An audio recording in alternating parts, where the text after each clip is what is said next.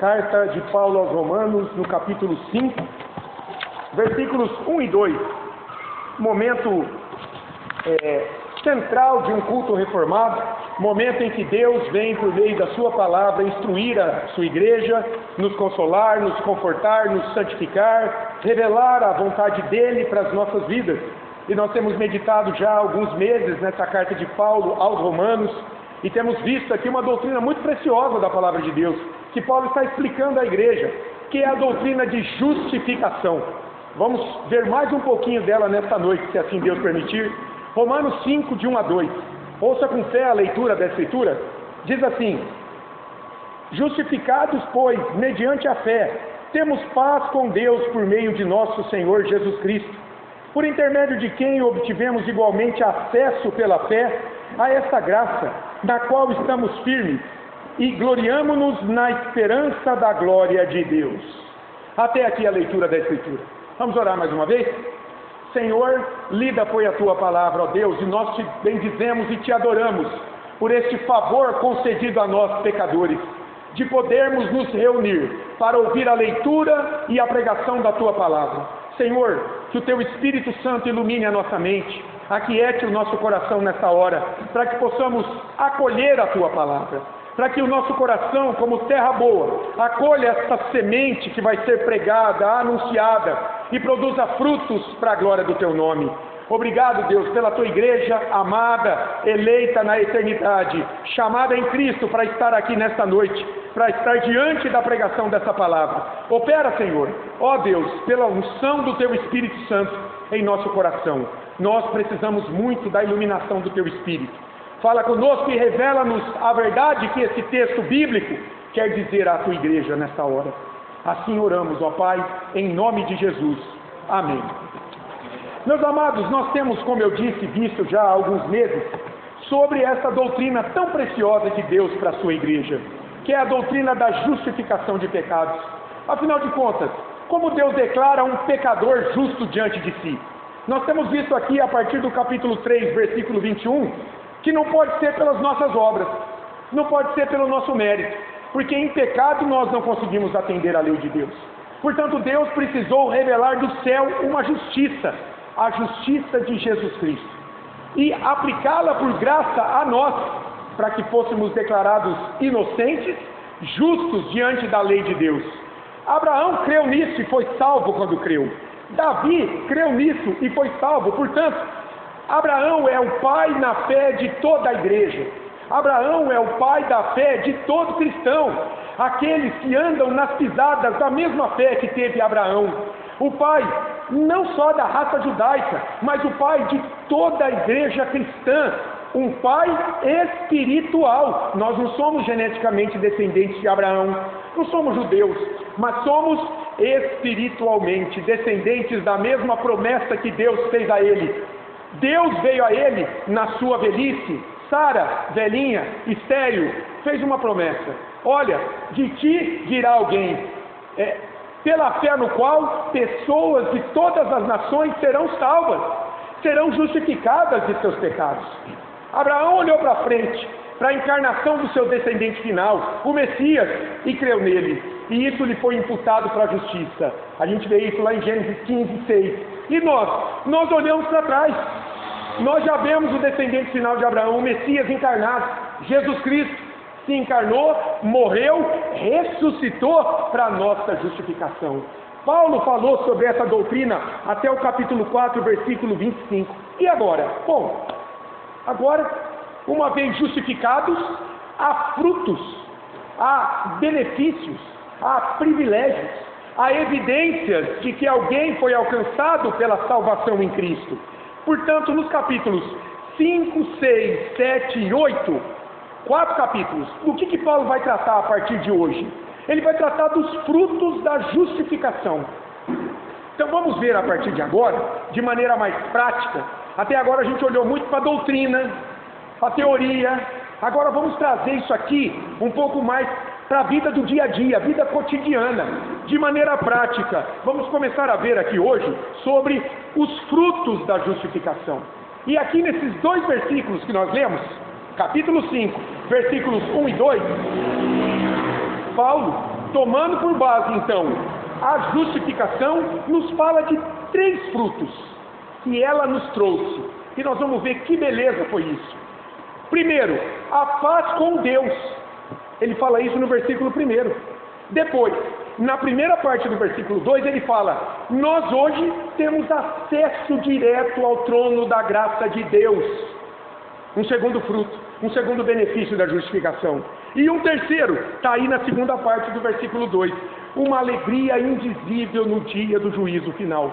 Daí o título desse sermão: paz, acesso e alegria aos justificados pela fé em Cristo.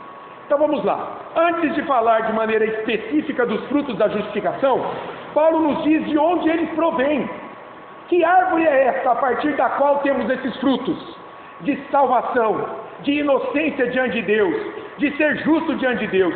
É a partir da justificação do pecador pela fé em Cristo, que ele falou desde o capítulo 3, 21 até o capítulo 4. Olha aí a primeira parte do versículo 1. Justificados, pois, mediante a fé. E a gente não teria problema nenhum de ler assim, ó. Portanto, justificados mediante a fé. Porque esse pois aí é uma conjunção que está dando sequência, está explicando aquilo que ele falou antes. O que ele disse antes?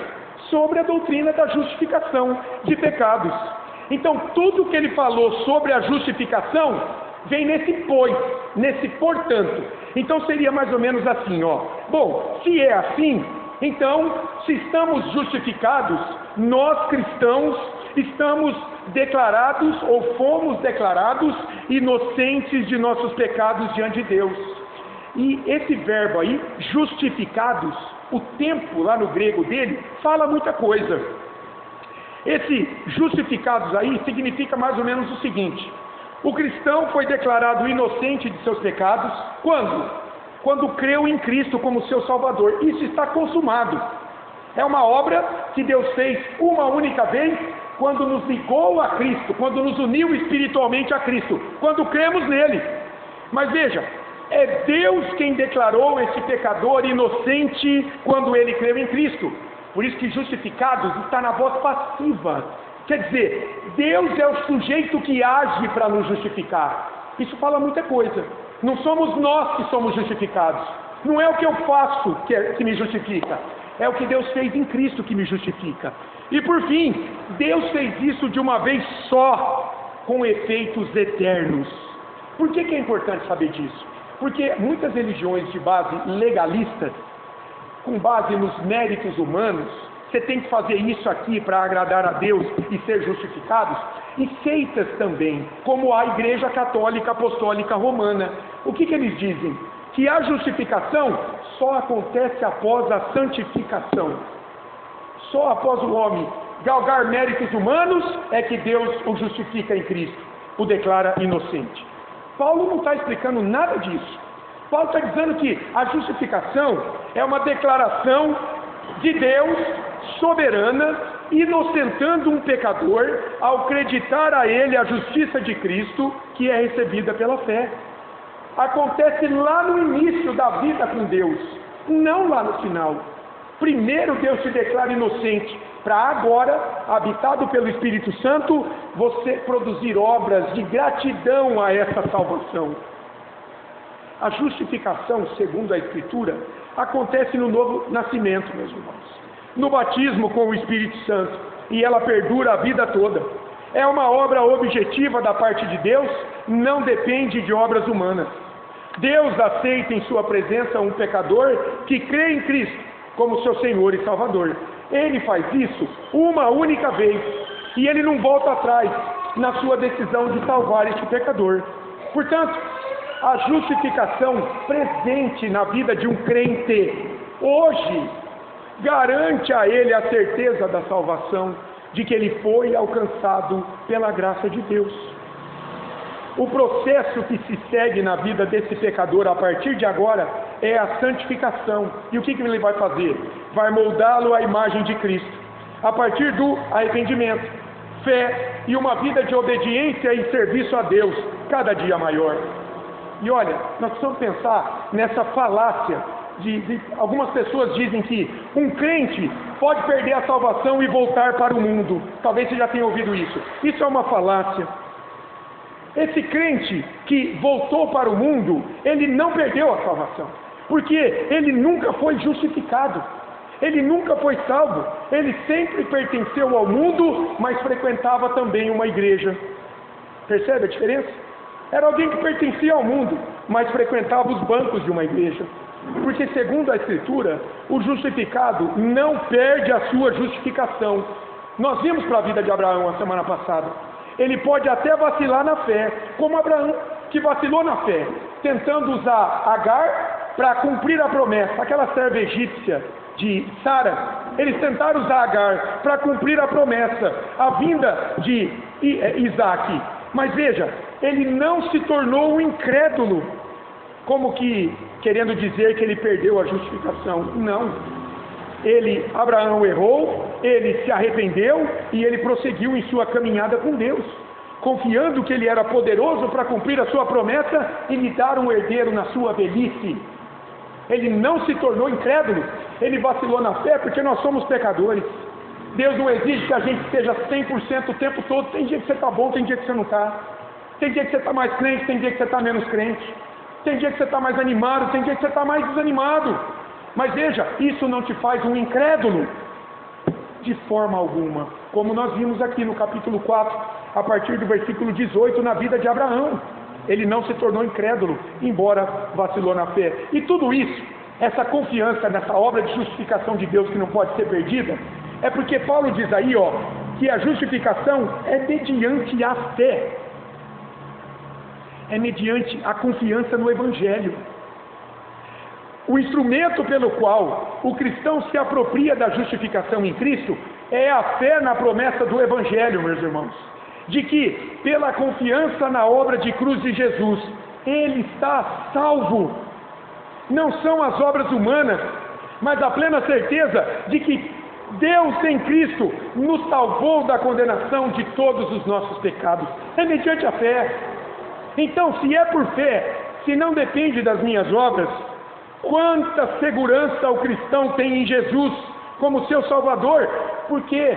Porque a obra de cruz e ressurreição de Cristo já está consumada. E tem um cântico muito precioso que diz assim: tudo pago está, nada devo mais, pelo sangue que derramou na cruz. O pecado já não me prende mais. Quem Jesus livrar, livre viverá. É pela fé em Jesus a justificação, não é por obras humanas. E uma vez declarado inocente de seus pecados diante de Deus, justificado, agora sim, o cristão tem 3 frutos aqui, segundo esse texto. O primeiro dele está aí na sequência do versículo 1. Justificados, pois, mediante a fé, agora temos paz com Deus, por meio de nosso Senhor Jesus Cristo. Primeiro fruto da justificação, paz com Deus. Olha que interessante, esse verbo aí, temos, ele está no presente do indicativo. Isso é significativo. Quer dizer, não é que um cristão justificado teve um dia, não é que ele terá, mas ele tem, é hoje.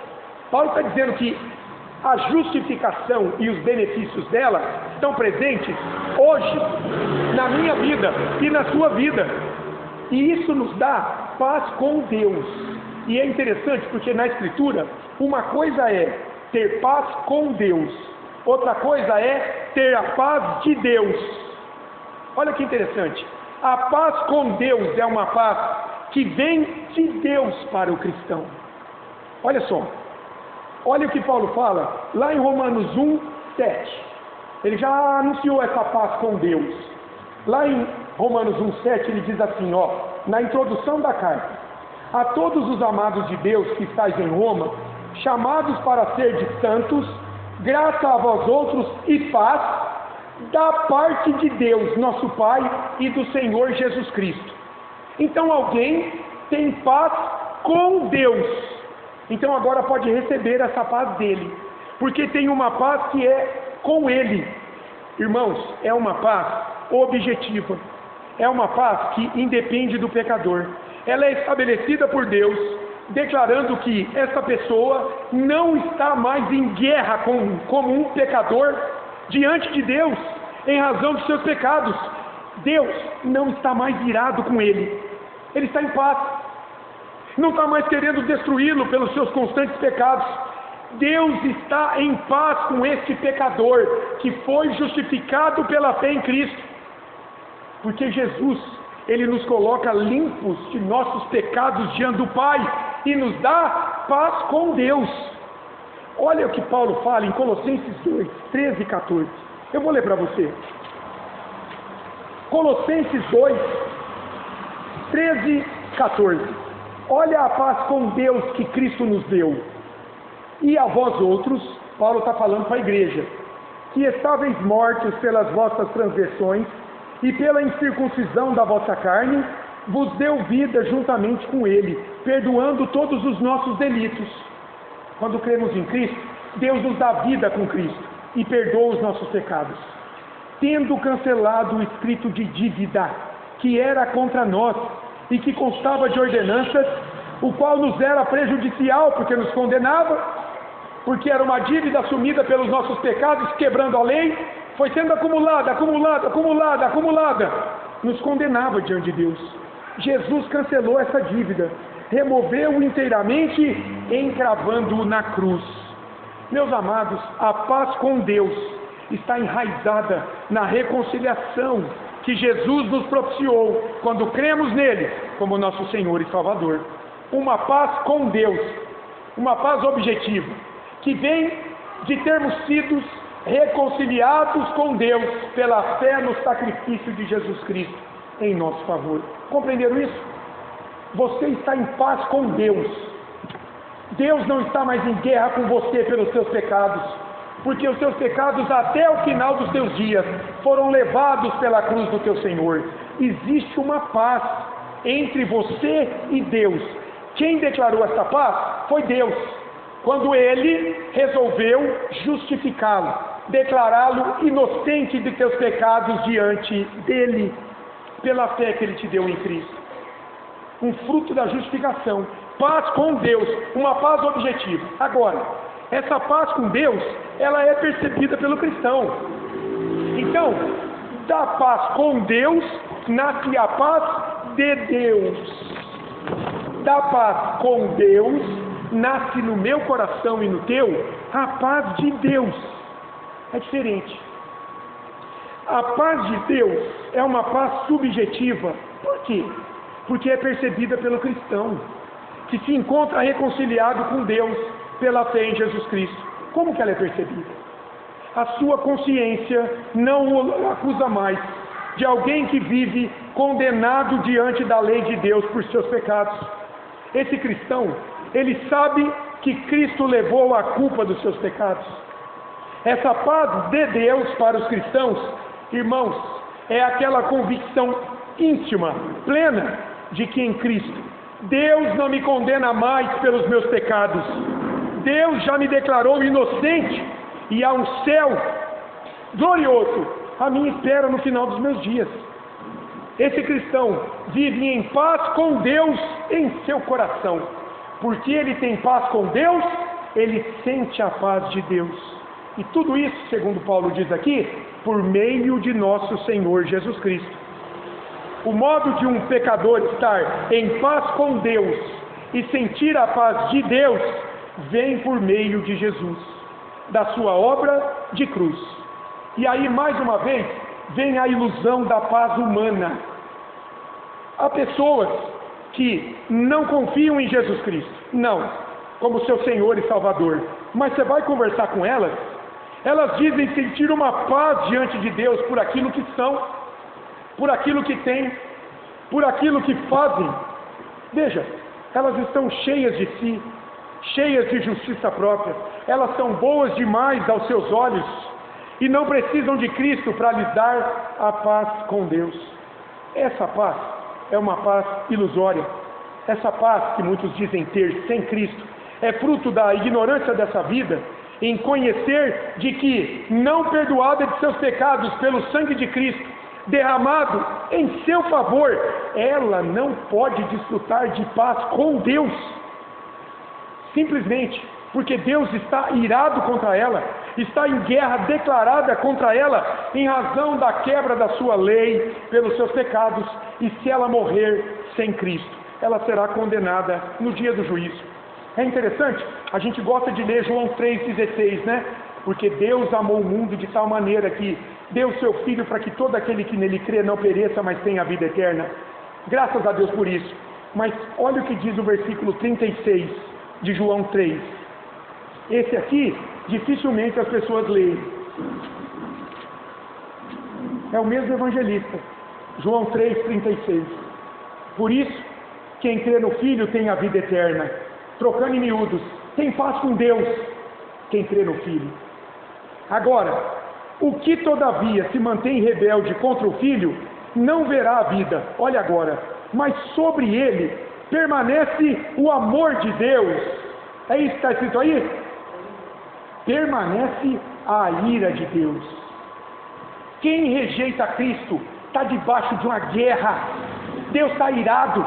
O pecado dessa pessoa ofende a santidade de Deus, quebra a lei de Deus. Não há paz com Deus para quem não crê em Cristo. Está aqui, João 3,36. Então, é uma grande ilusão, cheia de boa intenção, na vida de muitas pessoas que dizem: ah, eu não creio em Cristo. Opa, eu não creio em Cristo, mas eu tenho paz com Deus. Você não tem. Você precisa entender o que a Bíblia diz sobre isso. Você está debaixo da ira de Deus, de condenação. Há esperança para você. A esperança é Cristo, é o Evangelho. Mas você precisa entender isso, de que a paz de Deus só pode vir da paz com Deus, que é por meio da fé em Jesus Cristo.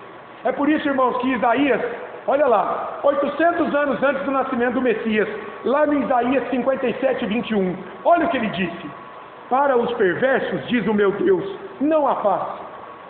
Não tem paz com Deus para os perversos, para aqueles que são rebeldes diante de Deus, diante do Messias, diante do descendente final de Abraão. Não há paz. Primeiro fruto, paz com Deus para a vida dos justificados. Mas não é só. Em segundo lugar, acesso ao trono da graça. Olha o início do versículo 2. Por intermédio de quem? De Jesus, obtivemos o quê? Igualmente quer dizer, além da paz com Deus, acesso pela fé a essa graça na qual estamos firmes. Pela fé em Jesus, o cristão obtém acesso a uma graça na qual ele está firme. E que graça é essa, hein? Que é fruto da justificação. Irmãos, aqui no contexto, é a reconciliação com Deus, é a própria justificação, é a paz com Deus e a paz de Deus sobre a sua vida. E essa palavra acesso, esse substantivo é importante, porque esse acesso aqui significa, essa palavra usada lá no original, era usada para dar acesso, uma oportunidade de admissão de alguém diante de um superior. Então você tinha acesso a um superior, era uma oportunidade. E a história da rainha Esther, o pastor Augusto Nicodemos, quando prega esse texto, ele ilustra com a história da rainha Esther. Ele diz assim, ó, que Esther revela como era perigoso comparecer diante de um rei do Antigo Oriente sem ser chamado. Ah, era perigoso. Você acha que qualquer um comparecia perante o rei? Não, não, não. Olha o que a gente lê lá em Esther, capítulo 4, versículo 11. Antes do livro de Jó, Esther. Olha que legal. Esther 4, 11. Então vocês lembram da história, né? Que envolve Esther. Amã queria destruir os judeus. Aí Mordecai fica sabendo. Chama Esther, que era judia, para interceder pelo seu povo diante de Assuero, o rei. Mas como que ela vai entrar na presença do rei? Se ela não for chamada e entrasse, ela poderia morrer. Olha o que ela diz em Esther 4:11. Ela está dizendo ali para Mordecai: todos os servos do rei e o povo das províncias do rei sabem que, para qualquer homem ou mulher que, sem ser chamado, entrar no pátio interior para avistar-se com o rei, não há senão uma sentença, a de morte, salvo se o rei estender para ele o cetro de ouro para que viva. Era isso que acontecia. Mas ela vai, ela ora, se prepara e ela vai falar com o Assuero. E olha o capítulo 5, versículos de 1 a 3. Ao terceiro dia, Ester se aprontou com seus trajes reais e se pôs no pátio interior da casa do rei, defronte da residência do rei. O rei estava sentado no seu trono real, fronteiro à porta da residência. Quando o rei viu a rainha Ester parada no pátio, alcançou ela favor perante ele. Guardem isso. Ela alcançou favor perante o rei. Ele a viu com bons olhos. Estendeu o rei para Ester o cetro de ouro que tinha na mão. Ester se chegou e tocou a ponta do cetro. Então lhe disse o rei: que é o que tens, rainha Ester? Ou qual é a tua petição? Até metade do reino te dará. O que é importante aqui? Diante do rei, ela poderia morrer, mas ela alcançou favor. Ester alcançou o favor do rei e não foi morta por comparecer à sua presença sem ser chamada. Meus irmãos, vamos trazer isso aqui para o texto aqui, um fruto da justificação, o nosso acesso por meio de Cristo diante do trono da graça de Deus. A humanidade sem Cristo vive um conto de fadas. O que é um conto de fadas da humanidade sem Cristo? Que acha que pode comparecer diante de um Deus que é santo, santo e santo pelos seus próprios méritos, pelo seu próprio sangue. É um conto de fada porque só existe na cabeça dela, na cabeça dessa humanidade. E o próprio tabernáculo no Antigo Testamento dá testemunho dessa separação plena que o pecador tem de um Deus que é santo. Vocês lembram como era o tabernáculo? Tinha 2 lugares. Uma primeira divisão, o santo lugar, onde os sacerdotes todos os dias faziam o serviço. E depois do véu, havia um véu que separava um outro lugar, o Santo dos Santos, ou o lugar santíssimo. Ali, naqueles dias, estava a Arca da Aliança, que simbolizava a presença de Deus.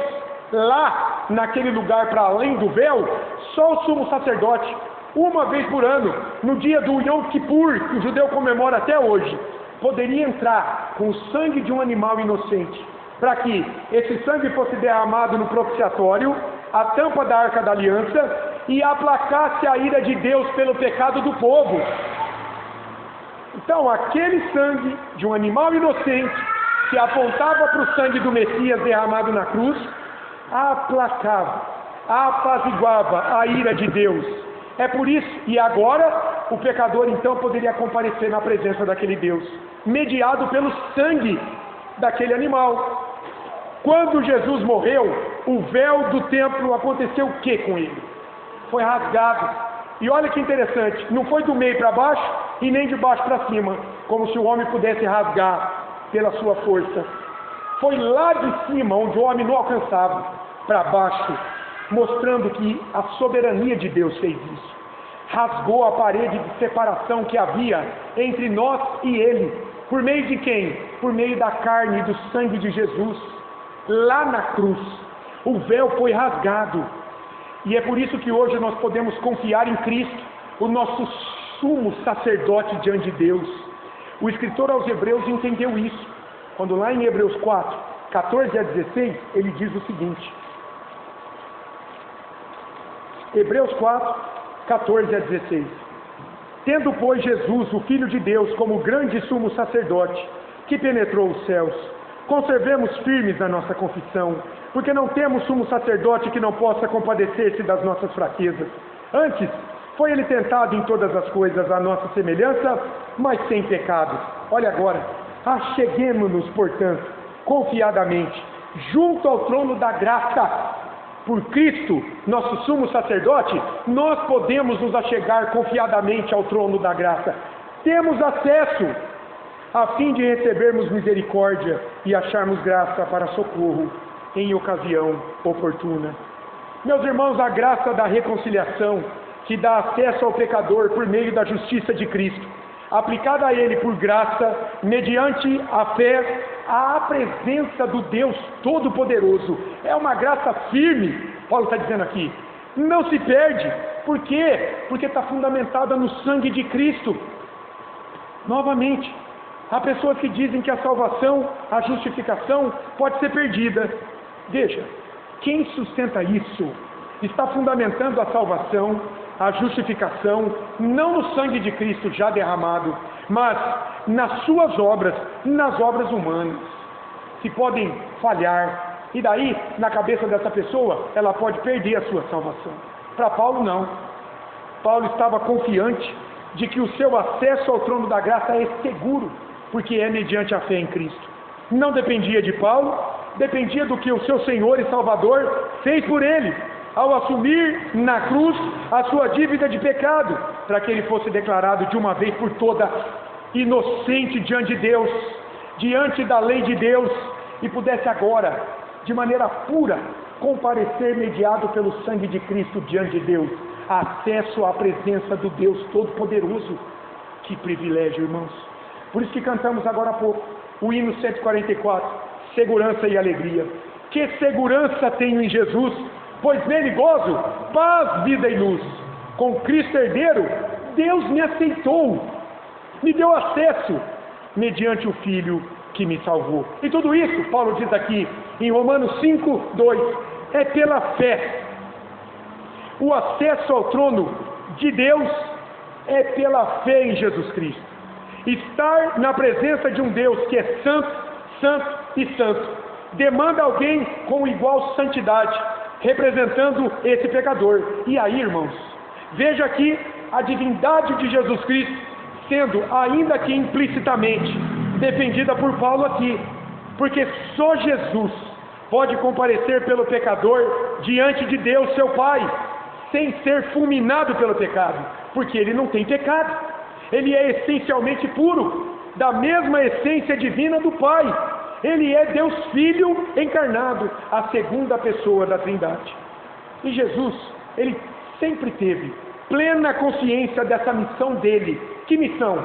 De ser aquele que dá acesso ao pecador a Deus, aquele que faz a mediação entre pecadores miseráveis como eu e você e o Deus Todo-Poderoso. Jesus sempre teve plena consciência disso.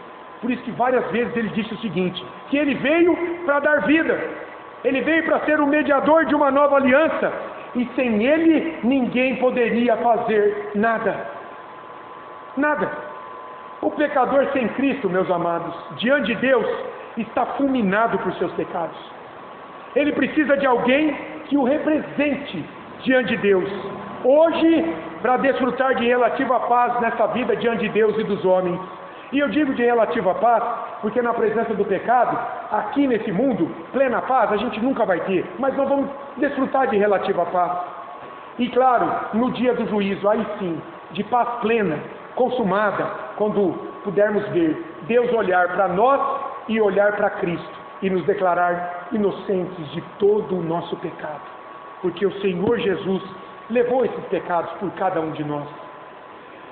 O Antigo Testamento mostra essa questão de um pecador comparecer diante da santidade de Deus, firmado no seu próprio sangue, nas suas próprias obras, quando a gente vê aquele episódio lá de Nadab e Abiú. Lembra lá em Levítico 10, o que aconteceu com aqueles filhos do sacerdote Arão? Veja, eles eram sacerdotes, faziam parte da liderança do povo de Deus, mas eles fizeram o que Deus não prescreveu para eles fazerem. Eles tomaram brasa, fogo estranho, não a brasa do altar do holocausto, de um outro lugar, e entraram no Santo dos Santos confiados na sua própria justiça, no seu próprio sangue, nas suas próprias obras. E diz o texto que eles morreram imediatamente na presença de Deus, porque eles desobedeceram isso. Eles estavam ali mediados não pelo sangue do cordeiro que o sumo sacerdote levava uma vez por ano até aquele local, mas pelo seu sangue.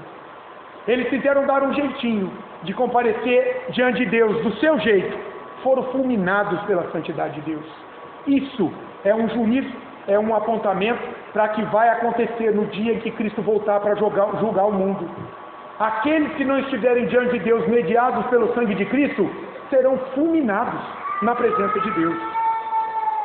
Mas os que são de Cristo, segundo Paulo, segundo a Bíblia, eles partiram da morte para a vida, das trevas para a luz, deste mundo caído, para herdar um novo céu e uma nova terra, onde habita justiça e paz. Eles deixaram de ser culpados diante de Deus e se tornaram família de Deus, povo de propriedade exclusiva de Deus, membros da sua casa, filhos adotivos de Deus, gozando da paz com Deus e experimentando da paz de Deus em suas consciências, em seus corações, mesmo lidando com tantas aflições. E meus irmãos, a bênção maior da reconciliação de Deus com eles, essa paz com Deus aqui, é vista parcialmente, claro, em razão da presença do pecado, mas no dia do juízo, essa reconciliação será vista de modo glorioso e triunfante. Por isso, em terceiro e último lugar, o terceiro fruto aqui da justificação é a alegria da esperança, da glorificação e da vida eterna, quando Cristo retornar. Olha aí a segunda parte do versículo 2. E gloriamo-nos na esperança da glória de Deus. O que é isso, hein?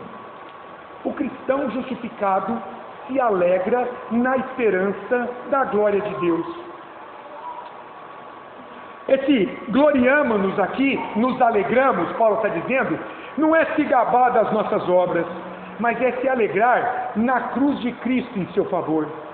E tem um estudioso da palavra, William Hendrickson, ele diz assim quando ele estuda esse texto: indubitavelmente, o que Paulo tem em mente é, nós, os cristãos, ao contrário de certas pessoas justas a seus próprios olhos, não nos gabamos também de nossas próprias realizações, mas pomos toda a nossa confiança em Deus. Nele nos regozijamos grandemente. E veja, essa alegria está em uma esperança. E meus irmãos, essa esperança aqui é uma esperança que não pode falhar, como é a esperança humana. Como que é a esperança humana? Bom, você sai para procurar um emprego, e claro, você tem esperança de conseguir encontrar um emprego, mas você pode garantir que você vai achar? Não. Essa é a esperança humana. Essa é uma esperança que falha. A esperança do crente não. A esperança do crente de ser considerado justo diante de Deus no dia do juízo é certa. Não falha, porque está firmada no sangue de Jesus Cristo. Já foi definida. Sempre que no Novo Testamento você topar com essa palavra, com esse substantivo abstrato, esperança, é essa esperança que não pode falhar. É uma esperança que está chancelada, autenticada, guardada pelo sangue de Jesus Cristo. Deus prometeu aquilo, é uma firme esperança. A esperança humana é um sentimento, é uma convicção, é um pensamento positivo de que tudo vai dar certo no final. Essa é a esperança humana sem Cristo. Mas olha, quem garante essa esperança, hein? Se você for ser honesto, não há como garantir nada do ponto de vista da esperança neste mundo, nos prazeres que Ele oferece, nas promessas de vitória que Ele oferece, nas curas que Ele oferece, na felicidade que Ele tem proposto a tantas pessoas. Busque isso, faça isso, se entregue a isso e você vai ser feliz. Deixa Cristo de lado. Quem garante que isso vai dar resultado? Não tem resultado. É uma esperança falha. A esperança em Cristo, pelo contrário, não pode falhar. Por quê? Porque Jesus prometeu que Ele vai voltar. Ele vai voltar como leão da tribo de Judá, para julgar este mundo com toda a sua força, com toda a sua glória e poder. E os crentes, o povo sobre o qual Deus aspergiu o sangue de Cristo, eles participarão dessa glória, deste momento glorioso. Paulo, pensando nesse dia, lá em Colossenses 3, 4, olha o que ele diz, irmãos: quando Cristo, que é a nossa vida, se manifestar visivelmente no seu retorno, o que vai acontecer? Então vós, está falando para a igreja, também sereis manifestados com Ele em glória. Eu não sei como vai ser isso, mas naquele dia a igreja vai ser revelada na glória de Cristo, para todo mundo diante de Deus, para ser julgado. A vinda de Cristo trará glória para a sua igreja. Jesus já havia falado sobre isso também em seus dias. Lá em Mateus 19, 28, olha o que Jesus falou. Jesus lhes respondeu, está falando para os discípulos dele: em verdade vos digo que vós, os que me seguistes, quando na regeneração, no seu retorno, o Filho do Homem se assentar no trono da sua glória, também vos assentareis em 12 tronos para julgar as 12 tribos de Israel. Cristo e a sua igreja julgarão o mundo. Que coisa impressionante isso aqui. O crente vive de olho nessa glória vindoura, meus irmãos. Assim ele consegue suportar as aflições na sua vida por seu testemunho cristão. Paulo está dizendo que o cristão se alegra na firme esperança da glória de Cristo, que é dele hoje e será manifestada em toda a sua plenitude no dia do juízo, dia em que Cristo retornar para julgar o mundo. E dito isso, a gente já pode concluir aqui com algumas aplicações. A justificação pela graça mediante a fé em Cristo, nós vimos, produz 3 frutos iniciais. Tem muitos outros que a gente vai ver aqui ainda. Mas o que nós vimos hoje? Produz paz com Deus, acesso ao trono da glória de Deus e uma alegria indizível, firmada em uma viva esperança de que no retorno de Cristo, o cristão participará da glória de Cristo, da glória dele, na sua plenitude, e entrará, corpo e alma, no descanso eterno. E como é que a gente pode trazer para a nossa vida hoje? Como é que a gente aplica esse texto? Às vezes uma pregação parece muito abstrata, né?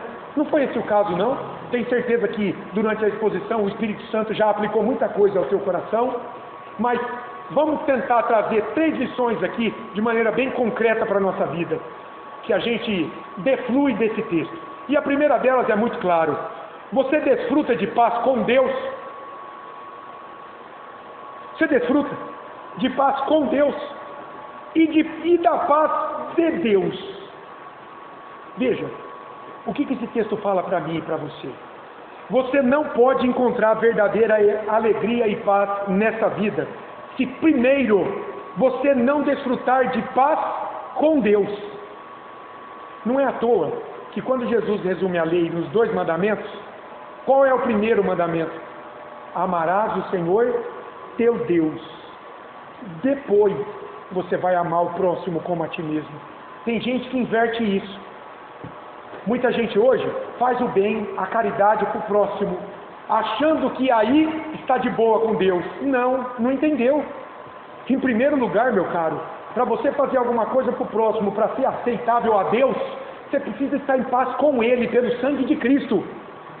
Então, em primeiro lugar, você tem que acertar a tua vida com Deus, pela fé em Jesus Cristo, para depois poder fazer algo para o próximo, como uma boa obra em resposta de gratidão pela tua salvação. Primeiro, paz com Deus. Então, nessa vida, primeiro é preciso ter Jesus como Senhor e Salvador.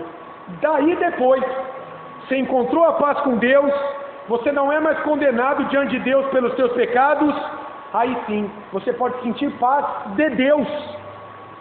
Pode ter essa plena convicção, esse juízo certeiro de que você agora caminha de maneira inocente diante da lei de Deus.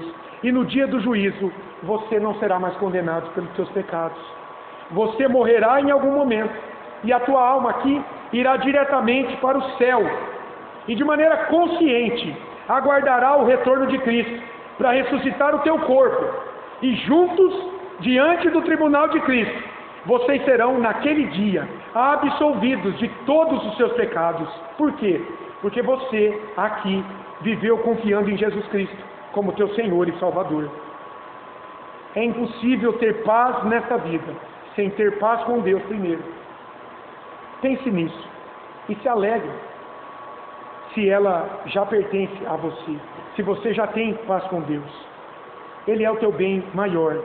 Ter paz com Deus pelo sangue de Cristo, que te perdoou, que te reconciliou com Deus. Primeira aplicação, essa paz com Deus, pelo sangue de Cristo.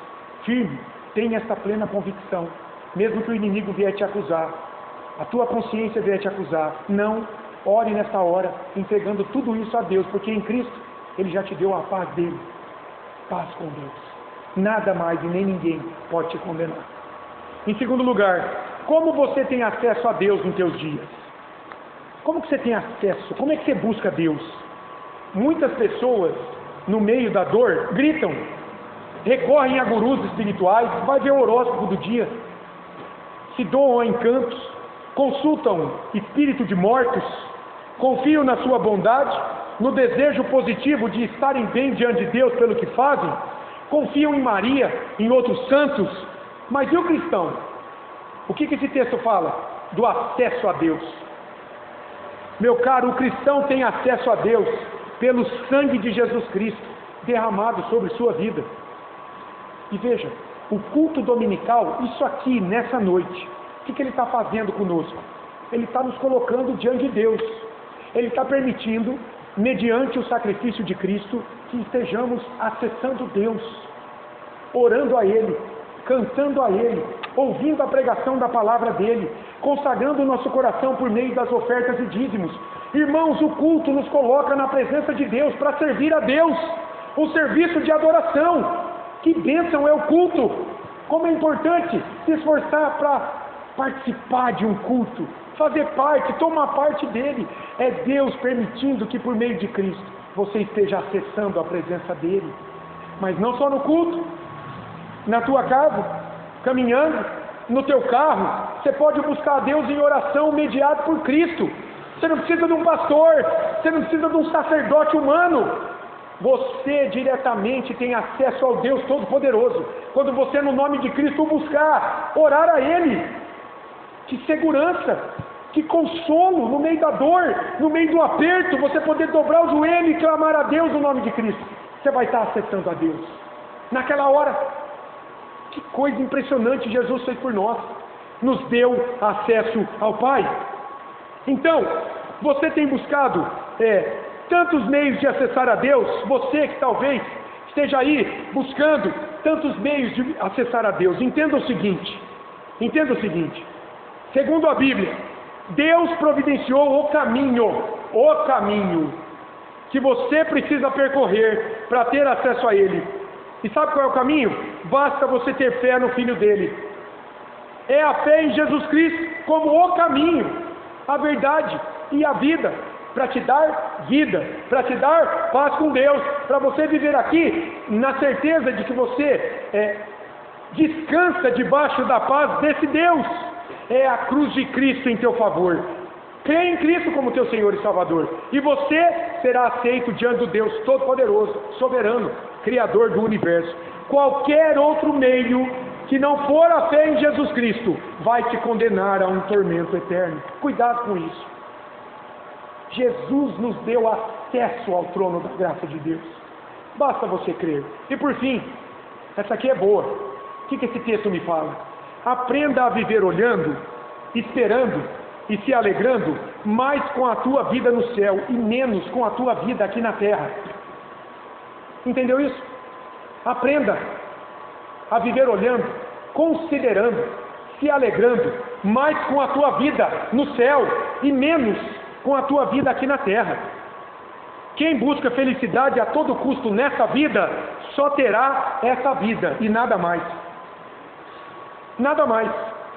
O cristão, ele foi salvo deste mundo para habitar um outro mundo, para viver uma nova vida infinitamente melhor do que a vida por aqui. Então, meu amado, no meio da dor, das frustrações, das perseguições, das fraquezas da tua fé, volte a tua mente e o teu coração para o alto, onde Cristo se assenta e onde você foi ressuscitado para estar também, segundo Paulo diz em Efésios capítulo 1, em espírito, e você receberá poder, força, consolo naquela hora, para enfrentar todo desânimo ao teu redor. Aprenda a viver pela fé, meu amado, por aquilo que você não vê e que Deus prometeu te dar pela fé em Jesus Cristo. Paz com Ele, acesso a Ele e uma alegria indizível no final dos teus dias, lá no céu que você habitará.